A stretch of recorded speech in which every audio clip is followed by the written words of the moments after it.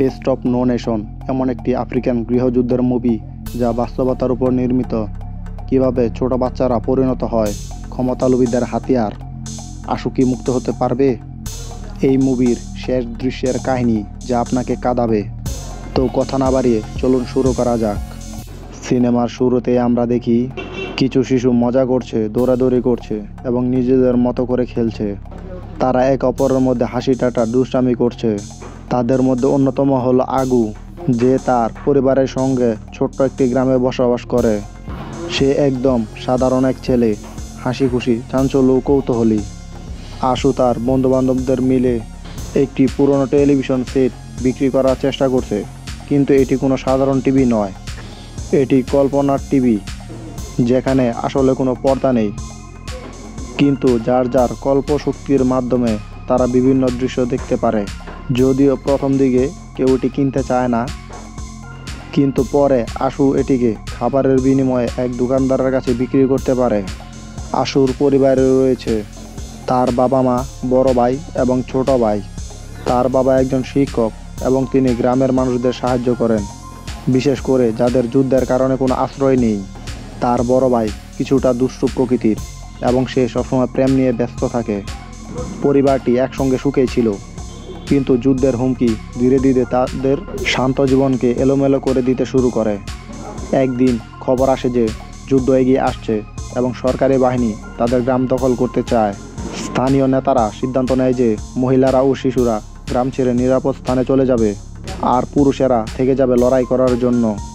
আশুর মা ও ছোট ভাই গ্রাম ছেড়ে চলে যায়, কিন্তু আশু, তার বাবা ও বড় ভাই গ্রামে থেকে যায়। কিছু সময় পরেই সরকারি বাহিনী তাদের গ্রামে অভিযান চালায়। গ্রামবাসীদের বিদ্রোহীদের সহযোগী বলে সন্দেহ করে এবং একে একে সবাইকে হত্যা করতে শুরু করে।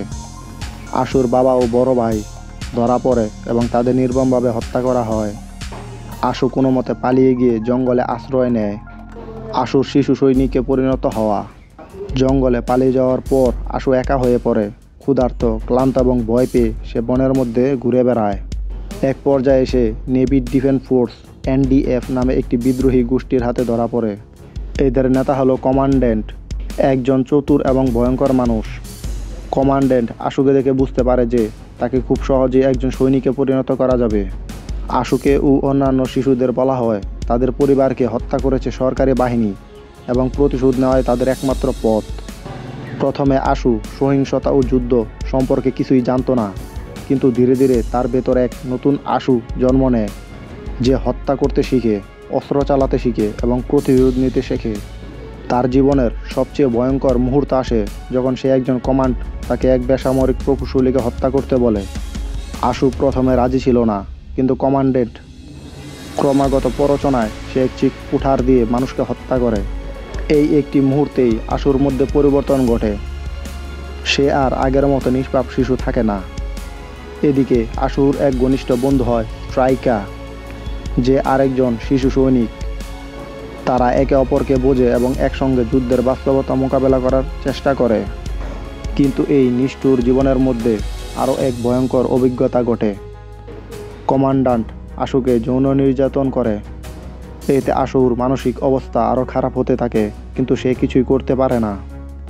যুদ্ধের ভয়াবহতা ও কমান্ড্যান্টের পতন। বিদ্রোহী দল একের পর এক গ্রাম দখল করতে থাকে এবং একসময় তারা সেনাবাহিনীর সঙ্গে একটি বড় সংঘর্ষে জড়িয়ে পড়ে। কমান্ড্যান্ট মনে করেছিল যে শক্তিশালী হয়ে উঠেছে এবং তাকে জোড়া রেলপদে উন্নতি করা হবে, কিন্তু সে যখন শীর্ষ নেতৃত্বের কাছে যায় তখন দেখা যায় যে তাকে নতুন কোনো পদ না দিয়ে বরং দায়িত্ব কমিয়ে দেওয়া হয়েছে।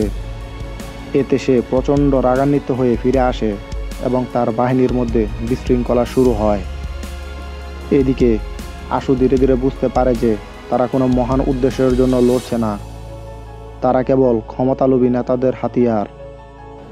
বিদ্রোহীরা নিজেদের মধ্যেই একে অপরকে সন্দেহ করতে শুরু করে এবং একসময় তারা একে অপরকে হত্যা করতেও শুরু করে। এই যুদ্ধে স্ট্রাইকা মারা যায়, যা আশুকে আরও একবার মানসিকভাবে ভেঙে ফেলে। মুক্তি ও নতুন জীবন। যুদ্ধের অবসান ঘটতে থাকে এবং একসময় বিদ্রোহীরা হেরে যায়। আশু ও অন্যান্য শিশুরা আত্মসমর্পণ করে এবং একটি পুনর্বাসন শিবিরে পাঠানো হয়। শিবিরে আসার পর আশু ধীরে ধীরে বুঝতে পারে যে তার জীবন আর কখনো স্বাভাবিক হবে না। সে রাতে ঠিকমতো ঘুমাতে পারে না, কারণ সে এখনো যুদ্ধের ভয়ঙ্কর দুঃস্বপ্ন দেখে। তবে সে চায় নতুনভাবে জীবন শুরু করতে। শেষ দৃশ্যে আমরা দেখি আশু সমুদ্রে সাঁতার কাটতে যায় এবং সেখানে সে হাসতে শুরু করে। এই হাসি বোঝায় যে তার জীবন নতুনভাবে শুরু হতে চলেছে এবং সে অতীত ভুলে স্বাভাবিক জীবনে ফিরে যেতে চায়।